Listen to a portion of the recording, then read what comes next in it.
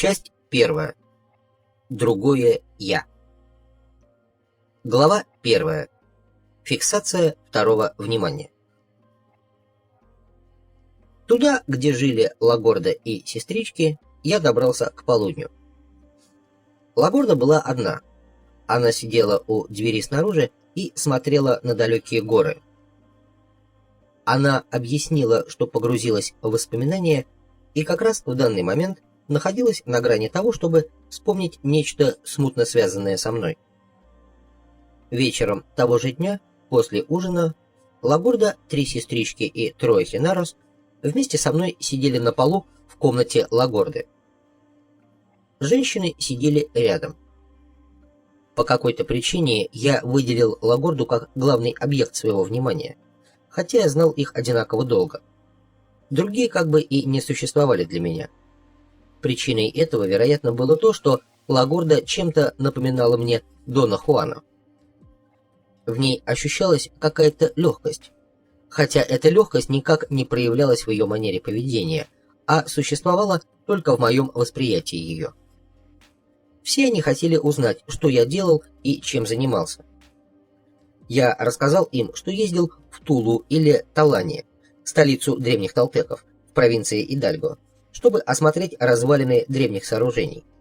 Наибольшее впечатление произвел на меня ансамбль из 4 колоссальных каменных фигур, так называемых атлантов, установленных на плоской вершине пирамиды.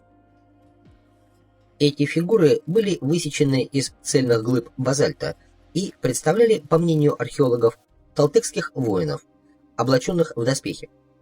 Метрах в 6 позади каждой из этих фигур на вершине пирамиды находился еще один ряд из 4 прямоугольных колонн, такой же высоты и ширины, также изготовленных из цельных каменных глыб.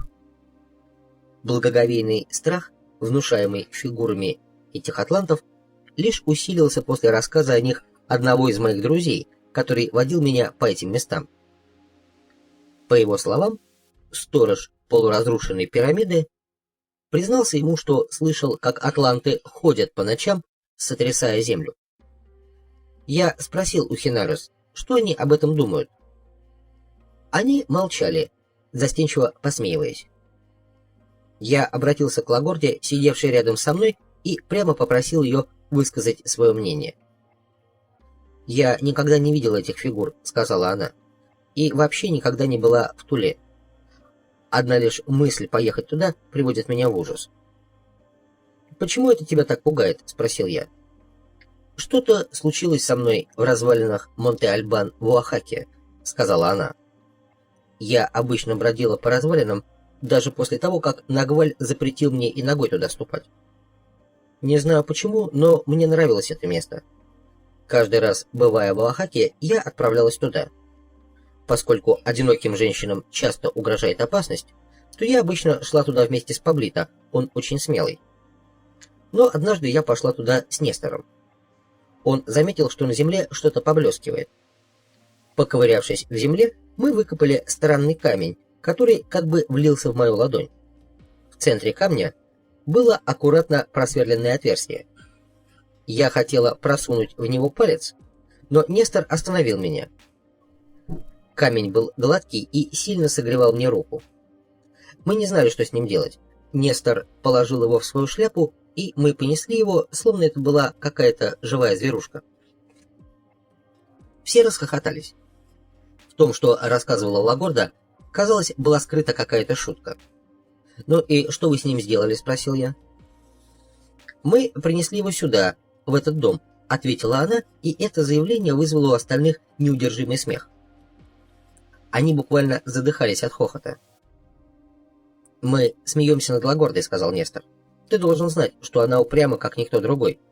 Нагваль уже предупреждал ее, чтобы она не шутила с камнями, костями и другими предметами, которые можно найти в земле. Но за его спиной она подбирала всякую ерунду. Тогда в Оахаке она настояла на том, чтобы взять с собой эту богом проклятую вещь. Мы сели в автобус и привезли камень прямо в эту комнату. Нагваль и Хинаро как раз отправились в какую-то поездку», — сказала Лагорда. И я набралась храбрости и просунула палец в отверстие. Мне сразу же передались чувства того, кто раньше держал этот камень. Это был камень силы. Мое настроение изменилось. Я начала бояться. Что-то ужасное стало мелькать в темноте, что-то не имеющее ни формы, ни окраски. Я не могла оставаться одна. Я просыпалась от собственного крика и уже через пару дней совсем не могла спать. Все по очереди составляли мне компанию и днем, и ночью. Когда вернулись Нагваль и Хинара, сказал Нестор, Нагваль отправил меня и Хинара положить камень туда же, откуда он был выкопан. Хинаро понадобилось 3 дня, чтобы разыскать точное место, и он его нашел. Что с тобой случилось потом, Лагорда? Нагваль похоронил меня, сказала она. 9 дней я, обнаженный, пролежала в земляном гробу. Опять последовал взрыв всеобщего хохота. Нагваль сказал, что ей нельзя выходить оттуда, объяснил Нестор. Бедной Лагорде пришлось делать все в свой гроб. Нагваль замуровал ее в ящик, который он сделал из палок, прутьев и земли. Лишь сбоку была маленькая дверца, чтобы давать воду и пищу. Все остальное было плотно заделано. «Почему он похоронил ее?» — спросил я. «Это был единственный способ поместить ее под защиту», — сказал Нестор. «Она должна была находиться под землей, чтобы земля исцелила ее. Нет лучшего лекаря, чем земля. К тому же Нагваль должен был снять ощущение того камня, который был сфокусирован на Лагорде. Земля — это экран. Она ничего не пропускает сквозь себя ни туда, ни обратно. Нагваль знал, что Горде не станет хуже от того, что она на 9 дней будет похоронена. Ей могло стать только лучше, что и случилось. «Лагорда, что это за чувство быть похороненной?» — спросил я. «Я чуть не свихнулась», — сказала она. «Но это было просто индульгирование. Если бы Нагваль не поместил меня туда, я бы умерла. Сила этого камня была для меня чересчур велика.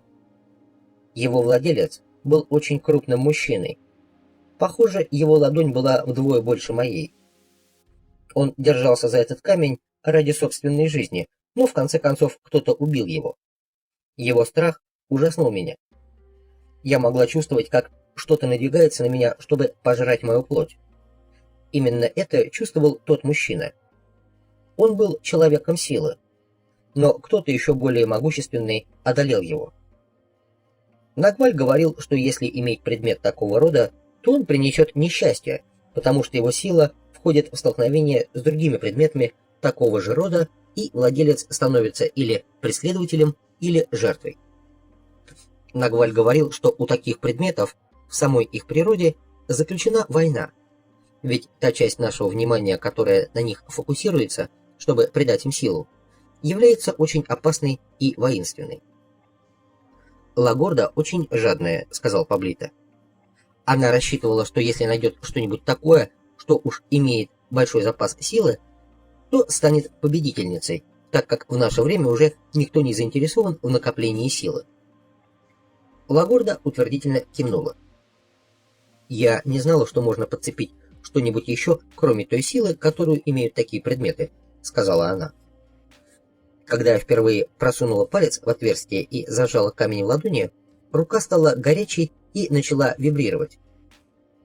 Я почувствовала себя действительно большой и сильной. Я скрытная, и поэтому никто не знал, что я держу камень в руке. После того, как я держала его несколько дней, начался настоящий кошмар. Я чувствовала, что за владельцем камня гонятся, и ощущала его страх. Он был, несомненно, очень сильным магом, и тот, кто его преследовал, хотел не только убить его, но и съесть. Это просто ужаснуло меня. Мне следовало немедленно бросить камень, но переживаемое мною чувство было настолько новым, что я вцепилась в него, как последняя дура, а когда наконец бросила его, было уже поздно. Что-то во мне попалось на крючок. Я стала видеть людей, подступающих ко мне, одетых в странные одежды. Я чувствовала, как они раздирают меня на части, отрывая куски мяса с моих ног маленькими острыми ножами или просто зубами. Я обезумела. «Как эти видения объяснил Дон Хуан?» — спросил я. Он сказал, что она больше не имела защиты, ответил Нестор. И поэтому могла воспринимать фиксацию этого человека его второе внимание, которое было влито в этот камень. Когда его убивали, он держался за этот камень, чтобы собрать всю свою концентрацию. Нагваль сказал, что сила этого человека ушла из его тела в его камень. Он знал, что делает.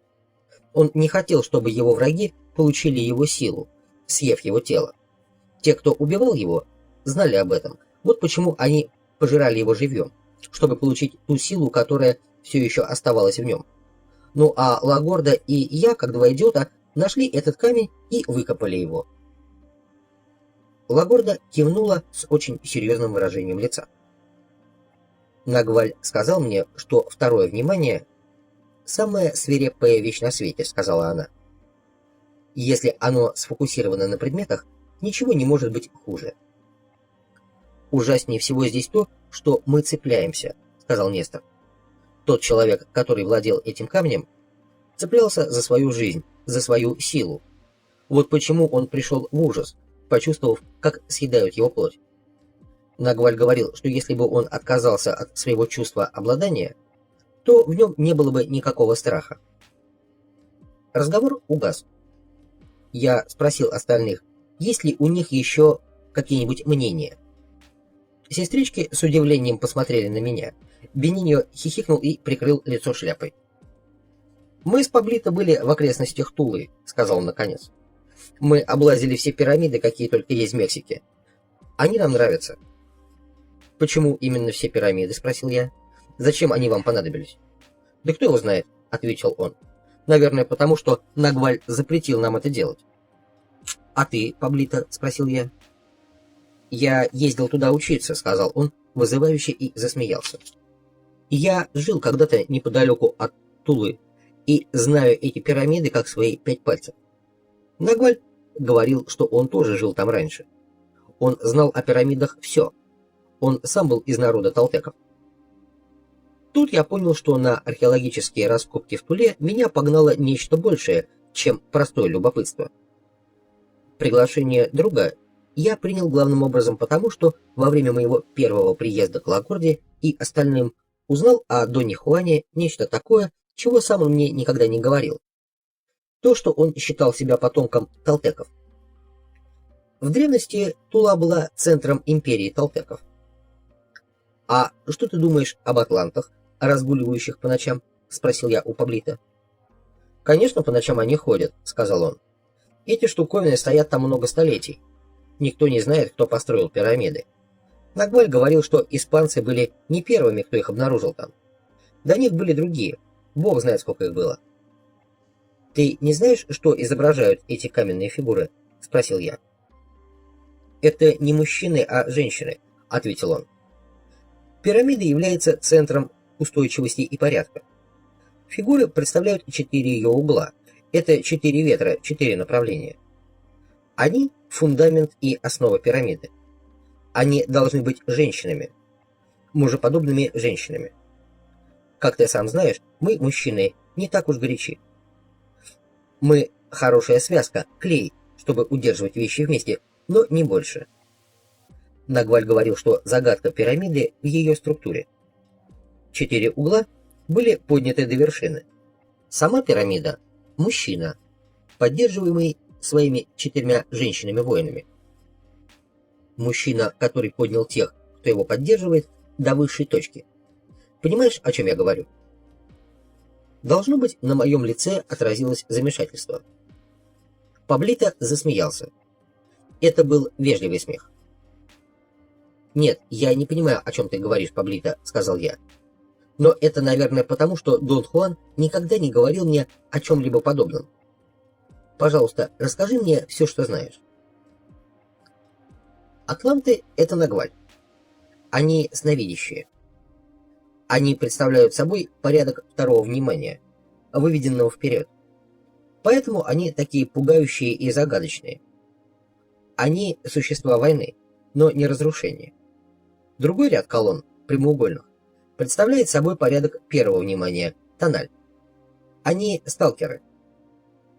Вот почему они покрыты надписями. Они очень миролюбивы и мудры, в отличие от фигур первого ряда.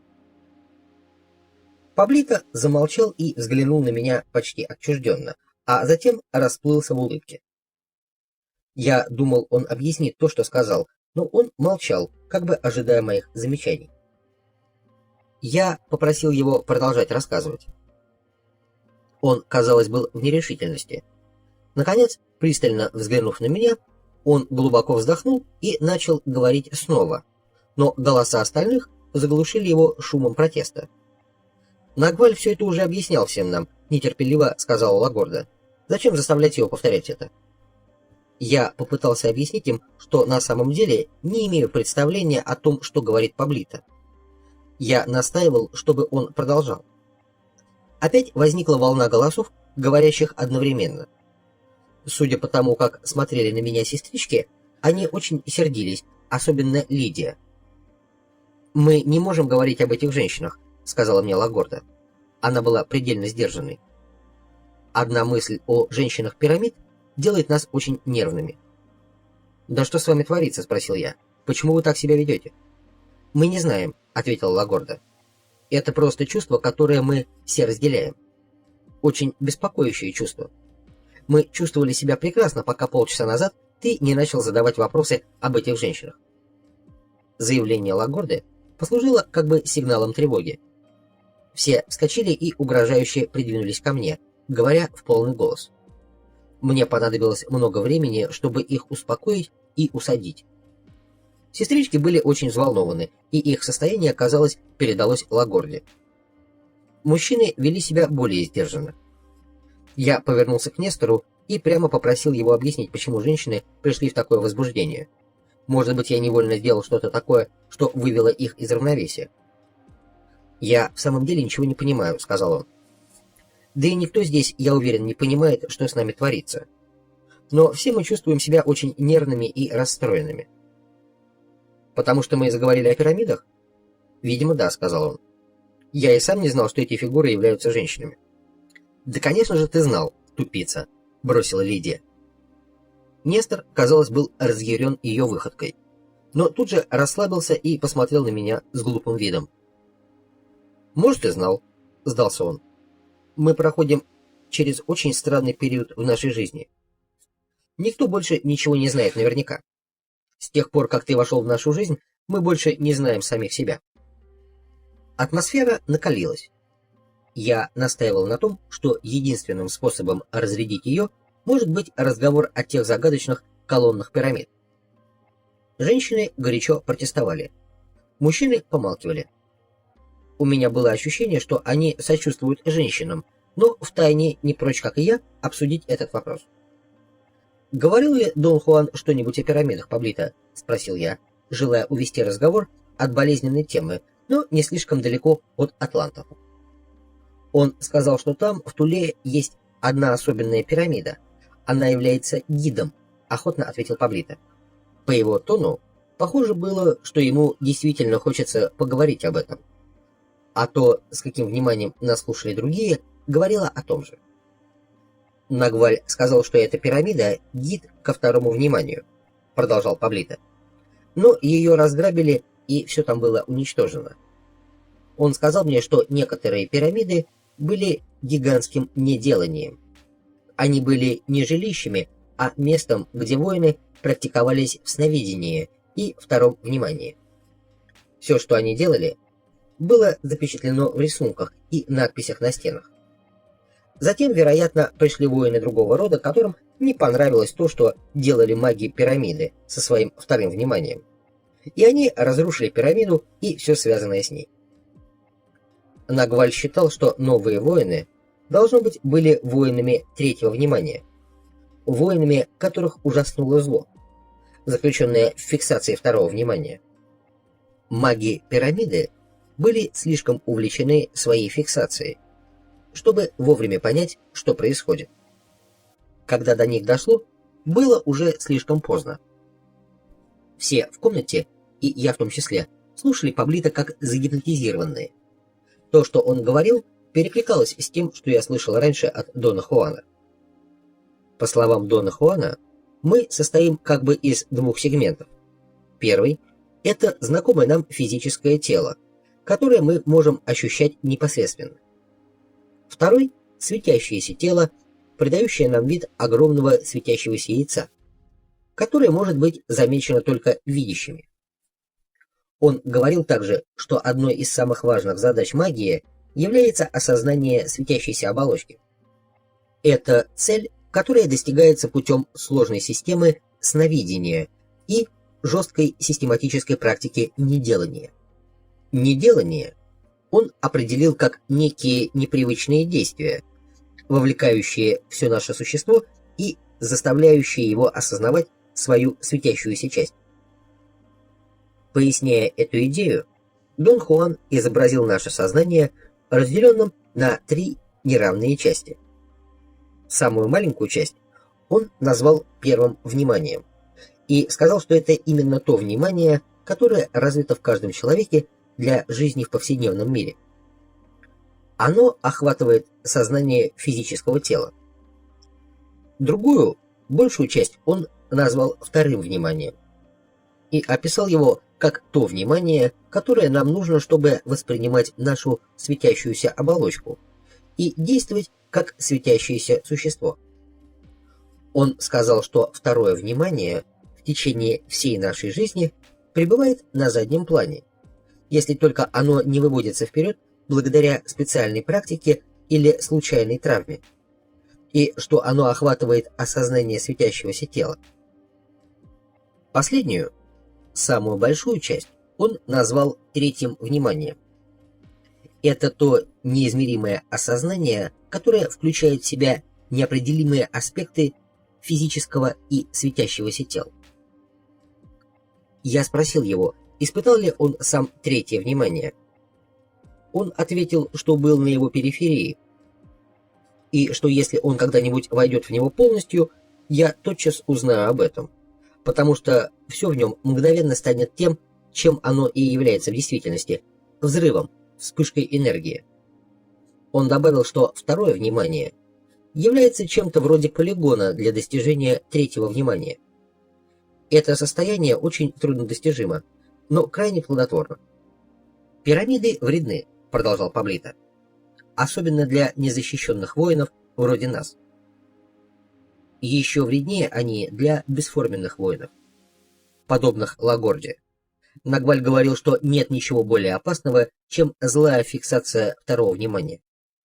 Когда воины приобретают способность фокусироваться на слабой стороне второго внимания, ничто не может устоять на их пути. Они становятся охотниками за людьми, вампирами. Даже если они умерли, они могут добраться до своей жертвы сквозь время, как если бы они присутствовали здесь и сейчас. Поэтому мы становимся именно такой жертвой, когда входим в одну из этих пирамид. Нагваль называл их ловушками второго внимания. «Он не говорил, что при этом происходит?» — спросила Лагорда. «Нагваль сказал, что мы, пожалуй, сможем выдержать одну поездку на пирамиды», — объяснил Паблито. «При втором посещении мы начнем чувствовать непонятную печаль. Она будет подобна холодному бризу, который оглушит и утомит нас. Это утомление очень скоро превратится в невезение. Через непродолжительное время мы станем носителями злого рока, всякого рода беды будут преследовать нас». Нагваль сказал, что почти все наши неудачи вызваны своевольными посещениями этих развалин вопреки его рекомендациям. Илихио, например, всегда слушался Нагваля, и его нельзя было бы найти там мертвым. Так же поступал в свое время и этот наш Нагваль. Им всегда везло. Тогда как остальные не могли избавиться от своего злого рока, особенно Лагорда и я. Разве нас не кусали всегда одни и те же собаки? И разве одни и те же потолочные балки на кухне дважды не загорались и не падали на нас? «Нагваль никогда мне этого не объяснял», — сказала Лагорда. «Да объяснял же, конечно», — настаивал Паблито. «В этих проклятых местах ноги бы моей не было, если б я знала, насколько это опасно», — запротестовала Лагорда. «Нагваль говорил каждому из нас одни и те же вещи», — сказал Нестор. «Беда в том, что каждый из нас был невнимателен или воспринимал его слова по-своему и слышал только то, что хотел услышать. Нагваль сказал, что фиксация на втором внимании двулика. Первое, самое простое лицо – злое. Так происходит, когда видящие используют искусство сновидения, чтобы фокусировать свое второе внимание на предметах, подобных деньгам или власти над миром. Второе лицо крайне труднодостижимо.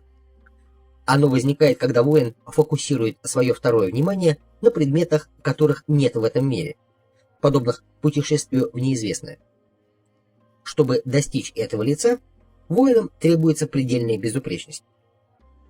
Я сказал им, что уверен, Дон Хуан выборочно открывал одни вещи одним, а другие другим. Я, например, не могу вспомнить, чтобы Дон Хуан когда-либо упоминал при мне о злом лице второго внимания. Затем я передал им все, что помнил из рассказов Дона Хуана о фиксации второго внимания. Он подчеркивал, что все археологические развалины в Мексике, особенно пирамиды, вредны для современного человека. Он описал пирамиды как выражение чуждых нам мыслей и действий. Он сказал, что каждая деталь и каждый рисунок в них были рассчитанным усилием выразить такие аспекты внимания, которые для нас абсолютно чужды. Для Дона Хуана это были не просто руины древних культур. Они таили в себе опасность. Все, что там было объектом беспокоящего притяжения, обладало вредным потенциалом. Однажды мы обсуждали эту тему подробнее. Это было вызвано его реакцией на мою озабоченность относительно того, где мне хранить свои записи. Я относился к ним с сильным чувством собственности и был обеспокоен их безопасностью. «Как мне быть?» – спросил я его. «Хинаро уже предлагал тебе решение», – ответил он. «Ты думал, что он, как всегда, шутит?» «Хинаро никогда не шутит. Он сказал тебе, что ты должен был писать не карандашом, а кончиком собственного пальца. Ты не понял его, поскольку тебе и в голову не пришло, что это не делание во время записывания». Я не соглашался, все же считая совет Хинаро просто шуткой. Я воображал себя ученым-социологом, которому необходимо записать все, что говорится и происходит, чтобы вывести окончательное заключение.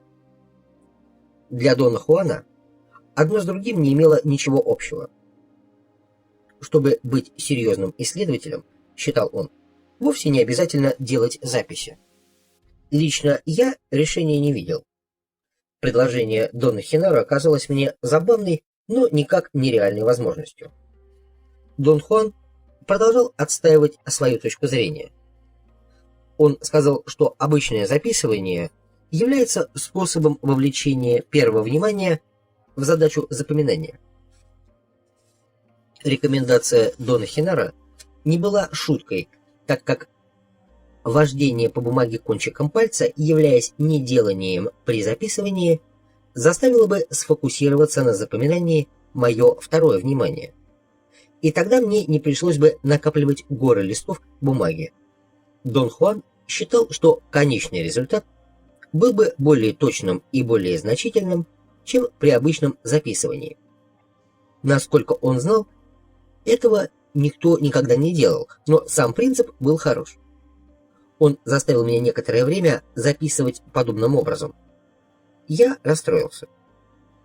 Записывание действовало не только как способ запоминания, но и успокаивало меня. Это была моя привычная опора. Накапливая листы бумаги, я получал ощущение целенаправленности и уравновешенности. «Когда ты горюешь о том, что тебе делать с записями, — объяснил Дон Хуан, — ты фиксируешь на них очень опасную часть самого себя.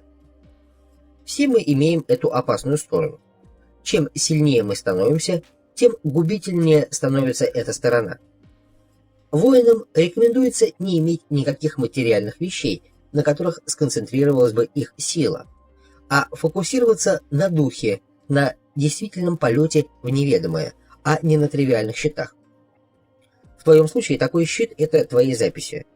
Они не дают тебе жить спокойно. Я чувствовал, что нет на земле ничего, что могло бы разлучить меня с моими мыслями и с моими записями.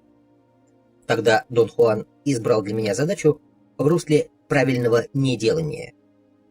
Он сказал, что для того, кто, подобно мне, охвачен таким чувством собственности, Подходящим способом освободиться от своих записей было бы написать книгу, сделав их всеобщим достоянием. В то время я думал, что это еще большая шутка, чем предложение записывать пальцем. «Твое стремление обладать и цепляться за вещи не уникально», — сказал он. «Каждый, кто хочет следовать путем воина и мага, должен освободиться от этой фиксации. Мой бенефактор рассказывал мне, что было время, когда воины имели материальные предметы и переносили на них свою магию. Это порождало вопрос, чей предмет более сильный и чей самый сильный из всех. Остатки таких предметов все еще имеются в мире. Обломки этой гонки за силой. Никто не может сказать, какого рода фиксацию получили все эти предметы. Люди, бесконечно более сильные, чем ты, вливали в них все свое внимание. Ты пока что просто начал вливать свои мелочные заботы в листы своих записей. Ты еще не добрался до других уровней внимания. Подумай, как будет ужасно, если к концу своего пути воина ты обнаружишь, что все еще тащишь на спине тюк с записями. К тому времени твои записи станут живыми, особенно если ты не научишься писать кончиком пальца. И ты все еще будешь вынужден накапливать листы бумаги. В таком случае меня не удивит, если кто-нибудь повстречает твои тюки, идущие сами по себе. Теперь понятно, почему Нагваль не хотел, чтобы мы чем-нибудь увлекались, сказал Нестор, когда я закончил свой рассказ. Мы все сновидящие. Он не хотел, чтобы мы фокусировали свое тело сновидения на слабой стороне второго внимания. В то время я не понимал его маневров. Меня раздражало то, что он заставлял меня освободиться от всего, что я имел. Мне казалось, что он несправедлив. Я считал, что он старается удержать Паблита и Бениньо от зависти ко мне, потому что у них самих не было ничего. По сравнению с ними я был богачом. В то время у меня и мысли не было, что он защищает мое тело сновидения. Дон Хуан определял искусство сновидения по-разному. Наиболее туманное из этих определений, как мне теперь кажется, является наиболее удачным. Он сказал, что искусство сновидения – это, по сути, не делание сна. Оно дает возможность практикующим его использовать ту часть жизни, которую они обычно проводят в хаосе. Сновидящие как бы не спят вообще, но без всяких болезненных последствий. Это не значит, что у сновидящих полностью отсутствует сон. Просто эффект сновидения продлевает состояние бодрствования за счет использования некоего вспомогательного тела, тела сновидения. Дон Хуан объяснил мне, что тело сновидения – это нечто такое, что иногда называют дубль, а иногда другой, потому что это точная копия тела сновидящего. В сущности, это энергия светящегося существа, белесая, призракоподобная эманация, которая посредством фиксации второго внимания проецируется в трехмерное изображение тела. Дон Хуан объяснил, что тело сновидения – это не привидение. Оно настолько же реально, насколько реально все, с чем мы сталкиваемся в повседневном мире. Он сказал, что второе внимание неизбежно фокусируется на энергетическом поле нашего существа и трансформирует эту энергию во что-нибудь подходящее. Самое легкое – это, конечно, изображение нашего физического тела, которое мы хорошо знаем по опыту использования первого внимания. То, что маги называют волей, как раз и является проводником нашей энергии для создания чего бы то ни было в пределах возможного. Невозможно определить, где находятся эти пределы, но на уровне светящихся существ их диапазон настолько велик, что напрасно и пытаться установить их. Поэтому можно сказать, что воля способна преобразовать энергию светящегося существа во что угодно. Нагваль говорил, что тело сновидения вовлекается во все и цепляется за все, что ему попадается, сказал Бениньо. Оно как бы ничего не соображает. Он рассказывал, что мужчины в этом смысле слабее женщин, так как у мужчин тело сновидения больше стремится к обладанию. Сестрички дружно закивали в знак согласия. Лагорда взглянула на меня и улыбнулась. Нагваль рассказывал мне, что ты из породы собственников, сказала она. Хинара говорил, что ты даже со своим дерьмом прощаешься, прежде чем спустить его в унитаз. Сестрички покатились со смеху. Хинарас сделали явное усилие, чтобы сдержаться. Нестор, сидевший рядом со мной, хлопнул меня по колену. «Нагваль и Хинара рассказывали о тебе потрясающие истории», — сказал он. «Они годами развлекали нас рассказами о том, с каким необыкновенным человеком знакомы. Теперь-то мы знаем, что это был ты». Я почувствовал волну раздражения. Получалось, что Дон Хуан и Дон Хинара предавали меня, смеясь надо мной в присутствии учеников. Мне стало жаль себя. Возмущенный, я громко сказал, что они были предубеждены, заведомо считая меня недотепой. «Это неверно», — сказал Бениньо. «Мы очень рады, что ты с нами». «Разве?» — бросила Лидия. Между ними вспыхнул горячий спор. Мужчины и женщины разделились. Лагорда держалась особняком. Она молча сидела рядом со мной, тогда как остальные вскочили и начали кричать друг на друга. «Мы переживаем трудное время», — тихо сказала мне Лагорда. «Мы уже очень много занимались сновидениями, но для того, что нам нужно, этого явно недостаточно». «Что же вам нужно, Гордо?» — спросил я. «Мы не знаем», — сказала она. «Мы надеялись, что ты нам скажешь это». Сестрички и Хинарас опять уселись, чтобы послушать то, что говорит Лагорда. «Нам нужен лидер», — продолжала она. «Ты Нагваль, но ты не лидер». «Чтобы стать настоящим Нагвалем, нужно время», — сказал Паблито. Нагваль Хуан Матус говорил мне, что сам он был в молодости изрядным тупицей, пока не получил как следует по голове. «Я этому не верю», — закричала Лидия. «Мне он этого никогда не говорил». «Он говорил, что ты был очень большим растяпой», — добавила Лагорда вполголоса. «Нагваль рассказывал мне, что в молодости он был таким же неудачником, как и я», — сказал Паблито. Его бенефактор говорил ему, чтобы он не совался к пирамидам, но из упрямства он чуть ли не жил там, пока его не выгнала оттуда орда призраков. Очевидно, никто из присутствующих не знал этой истории. Все встрепенулись. «Я совсем забыл об этом», — пояснил Паблито. «Я только что это вспомнил. Это получилось так же, как с Лагордой. Однажды, когда Нагваль наконец сделался бесформенным воином, злые фиксации тех воинов, запечатленные в пирамидах, набросились на него. Они добрались до него в тот момент, когда он работал в поле. Он рассказывал, что увидел руку, высовывающуюся из свежей борозды. Рука схватила его за штанину. Он подумал, что это, видимо, кто-то из работавших с ним людей, что его случайно засыпало. Он попытался его выкопать. Затем он понял, что копается в земляном гробу. В нем был погребен человек. Нагваль сказал, что этот человек был очень худым, темным и безволосым. Нагваль попытался быстро починить земляной гроб, поскольку не хотел, чтобы его видели рабочие, и не хотел причинить вред этому человеку, раскопав гроб против его воли. Он так сосредоточенно работал, что не заметил, как остальные рабочие собрались вокруг него. К тому времени земляной гроб развалился, и темный человек зашевелился на поверхности.